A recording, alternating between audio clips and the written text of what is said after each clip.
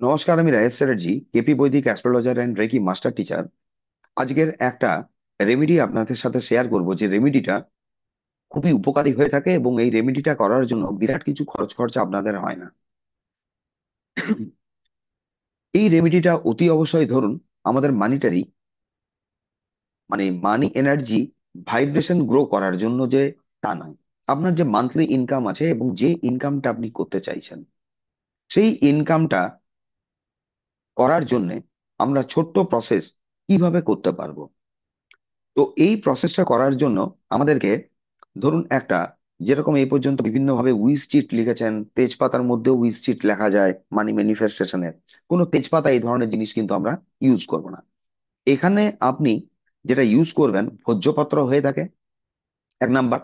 নচেত আপনার যে কাগজটা লাগে সেটাকে বলে পার্চমেন্ট পেপার। যদি ভোজ্যপত্র বা পার্চমেন্ট পেপার আপনার কাছে অ্যাভেলেবেল না থাকে, তাহলে ছোট সাইজের একটা সাদা কাগজ আপনি কেটে নেবেন, স্কোয়ার আকৃতি, চতুষ্কোণ। এবং আপনি কি ইনকাম চাইছেন মান্থলি, আপনার টার্গেট কতটা, এরকম করবেন না। কারো যদি 30,000 50,000 ইনকাম আছে, আপনি লিখে দিলেন 1 লাখ 1.5 লাখ। সেরকম জায়গা নয় কিন্তু। বাস্তবের মাটিতে পা রেখে নিজের পৌরসত্ব ওপর বিশ্বাস করে তারপরে এই কাজগুলো করবেন।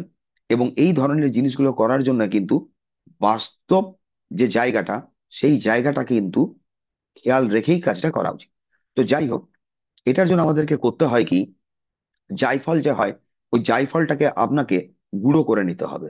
জায়ফলটা অতি অবশ্যই আপনার কোনোদিনই মিক্সার গ্রাইন্ডারে আপনারা কিন্তু গুঁড়ো করবেন না। এই জায়ফলটাকে হামাল দিস্তায় আপনার ততক্ষণ পর্যন্ত থেতো করতে হবে আপনাকে, যতক্ষণ এটা ডাস্ট হয়ে যায়।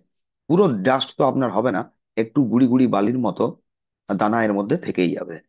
তারপরে আপনি করবেন, আপনি নিজের নাম দিয়ে লিখুন যে আমি প্রতি মাসে এত টাকা রোজগার করার জন্য ইউনিভার্সকে ধন্যবাদ জানাচ্ছি। এইটুকু কথা লিখতে হয়। ছোট কাগজটা নিতে হয়। ভোজ্যপত্র ইউজ করতে পারেন, পার্চমেন্ট পেপার ইউজ করতে পারেন। আরেকটা কি ইউজ করতে পারেন, এখানে সাদা কাগজ, যদি ভোজ্যপত্র বা পার্চমেন্ট পেপার আপনার কাছে না থাকে।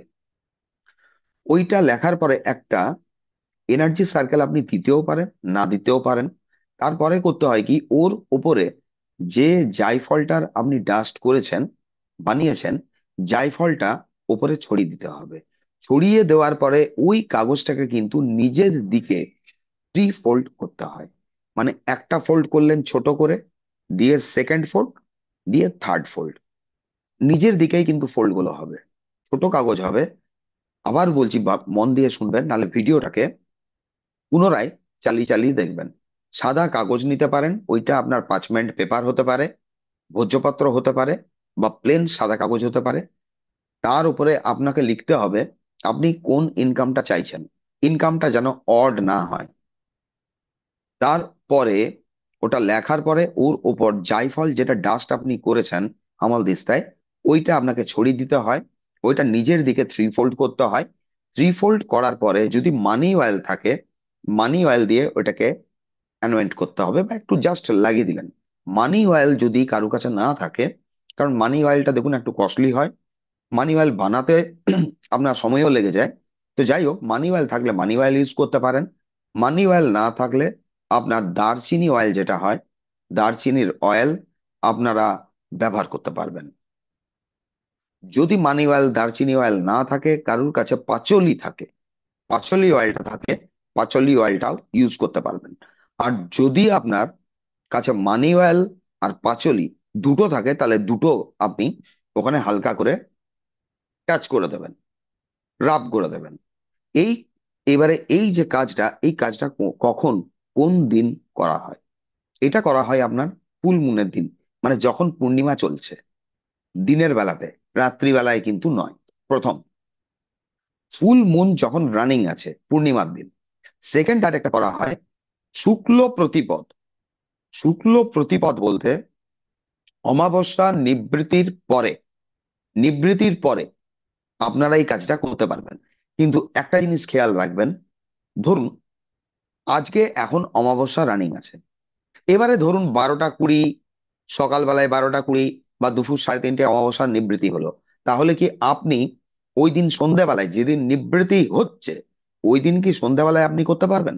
না। কারণ এখানে শুক্ল প্রতিপদ, শুক্লপক্ষ কাউন্টিং হলেও, শুক্লপক্ষ মানে চলতে শুরু করলেও, শুক্লপক্ষ কিন্তু শুক্লপক্ষে কিন্তু সূর্য উদয় হয়নি, অতএব ওইটা শুক্লপক্ষ হলো না, প্রতিপদ হলো না।